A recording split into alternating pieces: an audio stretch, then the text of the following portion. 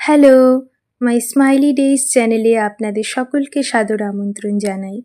আমি রিয়া, এটা আমার ফার্স্ট ব্লগিং ভিডিও।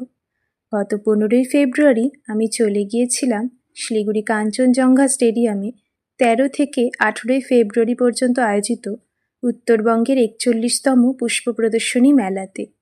সেখানে গিয়েই ভেতরে ঢুকতেই দেখি কি ভীষণ সুন্দর অ্যাম্বিয়েন্স। ওই দেখুন আমার মা কেমন হন্তদন্ত করে ছুটছে। চারিদিকে লাল, নীল, হলুদ, সাদা, বেগুনি কত রং বেরঙের ফুলের সমাহার। মনটা যেন এমনি এমনি উচ্ছ্বসিত হয়ে উঠছিল। আহা, কি যে ভালো লাগছিল তা বলে বোঝাবার মতো নয়। শুধু কি ফুল, সেখানে ফুল ছাড়াও আরও বিভিন্ন রকমের ফলের গাছও ছিল। কামরাঙা, কমলা আরও কত কি। ওই কমলাটা দেখে সবথেকে বেশি লোভ লাগছিল।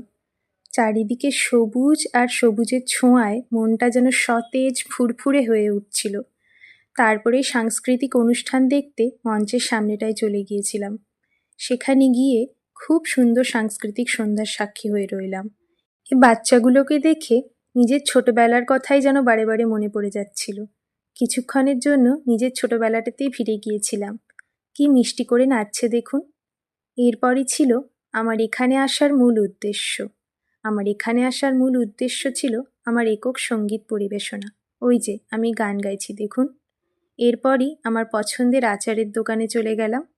কিছু আচার কিনলাম, সাথে কিছু গাছ কিনলাম। এরপর আর কি, পাশে জামা কাপড়ের স্টলও বসেছিল, সেটাও ঘুরে দেখলাম। এরপর বাড়ি ফেরার পালা। আশা করছি ভিডিওটা আপনাদের ভালো লেগেছে।